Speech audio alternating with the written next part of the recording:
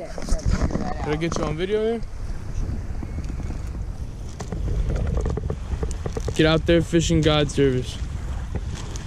Yeah, man, here's a bunch of Cody Bashore? Bashore. Bashore.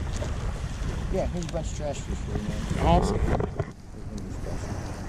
These ones I gave you for the ocean. And you pour these? Oh yeah. Those will kill. These are, our plastic is dual density. Mm-hmm. That's why I like, I'll show you one example right here. These are the same colors. But you notice how they're different other than the size? Gray fins, white fins. Gets real white, and these are old dirty baits, obviously. But this is completely encapsulated in this outer gray color, right? See that? That's why the fins are gray. Yeah. But in this one, fin's the same color as the belly. Is it called tucked out? Yes. I've seen it online. This is the only difference. I've been wondering the difference. I can pour this one, yeah, and then this one, the very next mold, you just have to pour it a different way. Because we don't paint our lures, our plastic is colored. They'll never lose their color. So the regular... You take a bait and cut it in half, you'll see the rings. Ruin a bait, and then go chop it into pieces. Could you break that down for people who don't know? Yeah, let me get some. What's the difference between tucked out and the regular? And did you start the trash fish?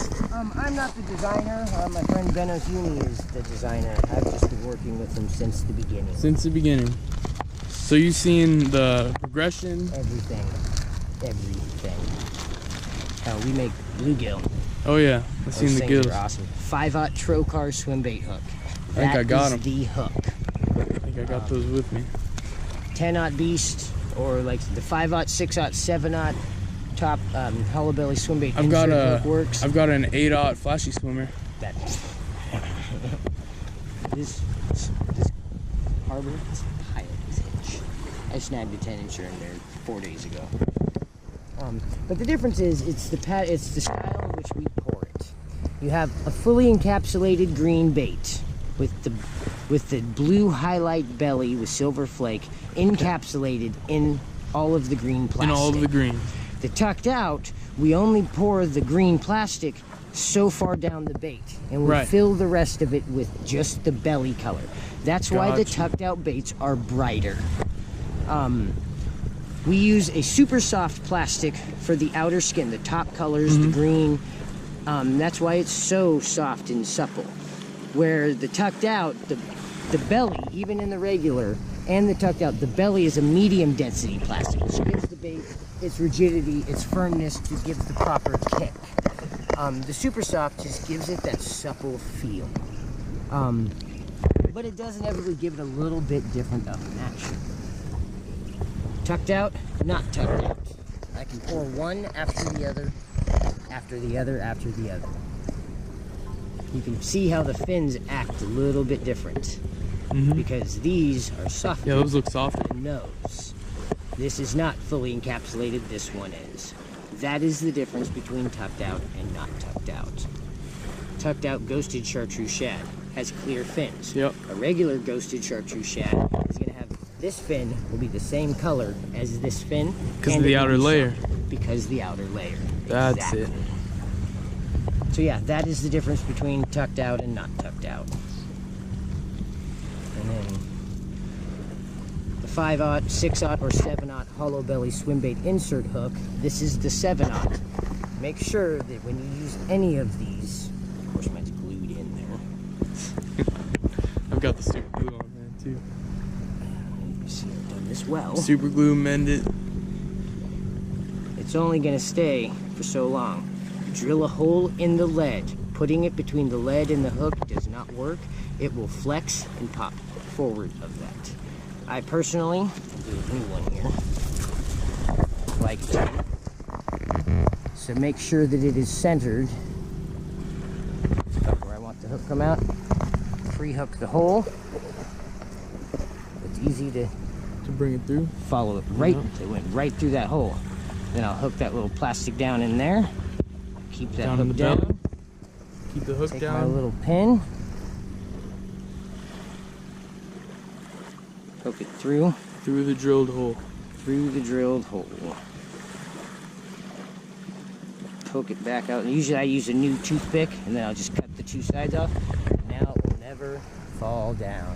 And what would happen if you didn't drill the hole? So if you didn't drill the hole and put the piece of wood in, it'll hold a little bit, but after a while, you're gonna start pulling it out of the water, and it's gonna be doing that because that little wire, just me playing with it, is already ripped through. Right.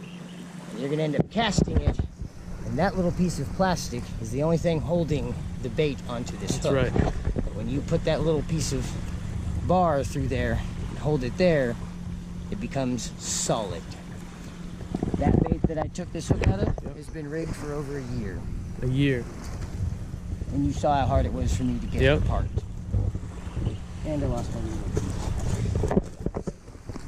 But yeah. So that way you got a good idea of that. There's some things that I won't show you. I do see these. We don't sell this color right now. We used to, and no one ever bought it. I've caught my biggest bass out of this lake on this color. That color.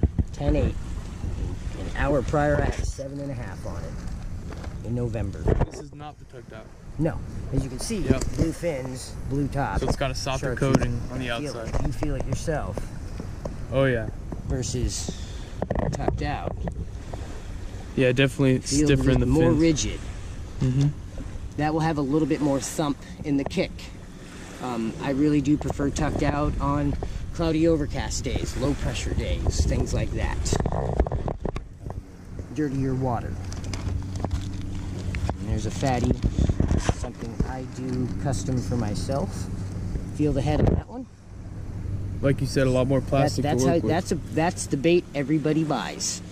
What I do for myself, feel the head on that one. Oh. Feel the difference? Yep. I take a pair of scissors and I cut the plastic out of the head. And it looks good because I fill it with Mend It, smush it all up, and see the cut. Right there. I make 7 cuts. And this hook is too big, obviously, but I make 7 cuts, and with the 5/0, we'll plug into here. And what's the size of this bait? This is the 6-inch fatty 6-inch trash fish versus a regular trash fish. Same bait, just a lot fatter. Very, very different bait though. But this hook, if you only buy one, buy the 5/0. Buy the 5/0 works in the 8-inch, it works in the fatty. It's, you know, you only need to buy one hook versus 2 different size hooks. The 3/4 ounce or the 1 ounce are my 2 favorite weight sizes.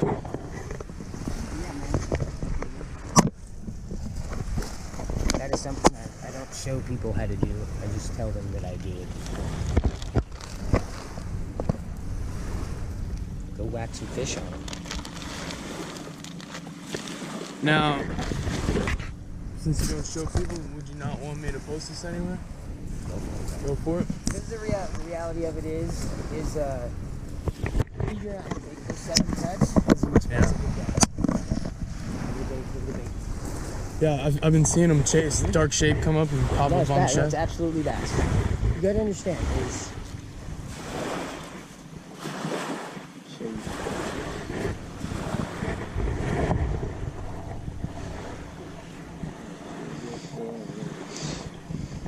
these are pictures. These are fish I've been catching. Chunks. That's a 612.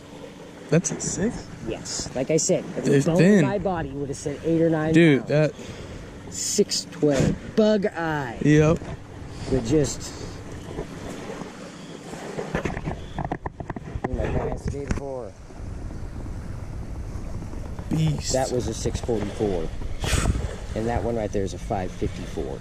Those were 8-pound looking fish. And that's the trash fish. Is this whole thing? What's that? Take it, man. Take it? Take it, man. Jeez. I didn't even notice any of that being gone. Thank you so much. I didn't even notice any of that being gone, man. My buddies won't believe it. Yeah, glad you too. I see people at my local city park fishing with these. The crazy thing about the place I fish at, we got discovered big time last fall when Tim and Matt did a couple of videos on the baits. Like I was telling you, like with the wooden little dowel thing, you said just playing with it you saw the problem, right? And I've learned all these mistakes. Like before, you might run across in life a couple, and I've still got piles of them but we used to have they're solid back here now.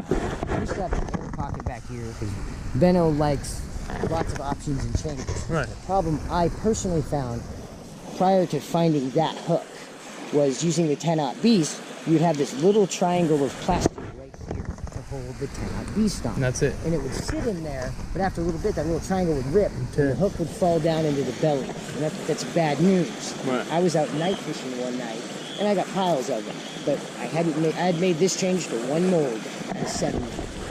So I had one that, you know, for every 10 baits, I had one that had a solid back. And I was out fishing one night, and I kept ruining baits, you know, tearing them up, casting, and ripping them through the grass, or setting a hook on a fish, or whatever.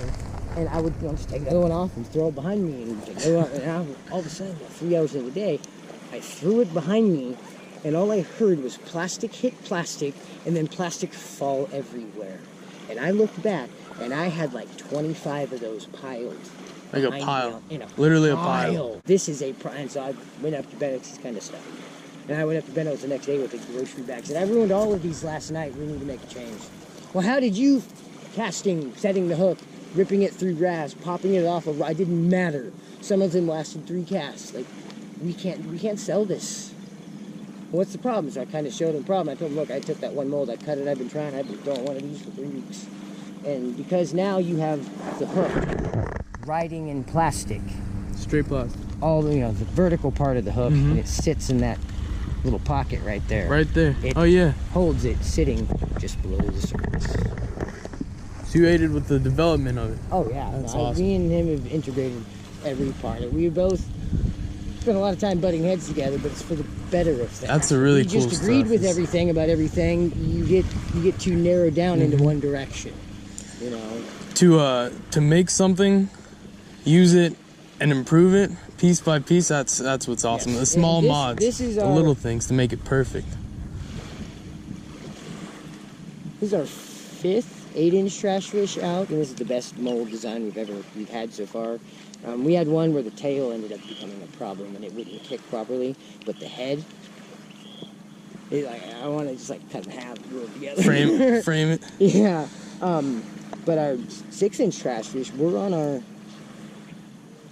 7th one, I think. We're on our 27th tail.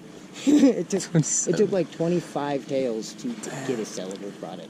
To make sure, hydrodynamics is a very funny thing. It's very different than aerodynamics. Right. It's a thing of how water doesn't just push around something and force it. Water pushes back. You got the weird back pressure. It's not like air, because air, you lose some. Water, nothing to lose. It's always all there. It's all there. You'll think it does something until you do something and look at it like a whole different world of what anything I could have fathomed of what was going to happen. So it does take a long time to design this stuff, especially since we use clay. Clay? This to make the molds? It is made out of a piece of clay. Like sculpting putty. The man, I'm not a designer. You give me a piece, I can't be asymmetric enough. Like if I were to draw a heart, I get a short fat one and a long skinny one. I cannot do the same on both sides, and so to be able to design a face on both sides, that's and there's perfectly symmetrical. There's little imperfections because you can't be exactly perfect designed by hand. But like if you look at the Berkeley Havoc Sickfish, it's a direct copy of our bait. Yeah. You will see the asymmetry in it. No, like it is literally a 3D scan. No, go look at the fins and count the number of fin lines. One has more than the other. Why? Because that's how we made it. The tail is not got a direct indentation and an equal line. Like you would think a lure like that has been built with computer programs make things perfect. Right. We can't make things perfect. It's a direct copy. Tail is just a little, and you go look at the sick fish and you're like, yeah, tail ain't perfect. And one fin's got one more set of bones than the other, and that's because they literally I've seen them at took tournaments. Our bait, they went ying, let's print it. It's literally a direct copy of our shit. I've seen them. I've never bought them because I've seen this online. I'm like, there's a reason why. Their baits are single mass production. That's right. I asked myself, what would I rather have? Is the real deal or?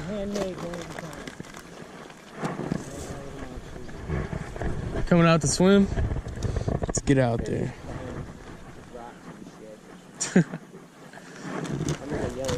We're right on, man. Thank you I so much, appreciate it, Cody. dude. Have a good one. Thank you. I said, I you will. really end up struggling this week out here while you're here with, All right. no, like I said, I'm really new to guiding. I've only been doing this about 2 months. Unfortunately, I don't have anything booked in front of me right now, and I need to make as much money as I fucking can. But I'm still trying to What are your rates? standard, I've never been on a. standard industry pricing around here is $60 an hour, 5-hour minimum. Okay. You know, like yesterday, I took a couple out, 19, 20 years old, and you know they only $350 for 5 hours. You know, fishing for 6.5 hours, but I still only charge them for 5 hours. That's awesome. Kind of my choice, and they wanted to stay out longer, so it depends on how the day goes. You know, it's like they go out, they caught more fish than they ever have in their life. Yeah. I felt bad we caught as few as we did. You know what I mean? It's like I hate it when there's half hour. As long as the beginning is always the struggle, from the first cast to the first fish. You got to get to that first fish. Grueling as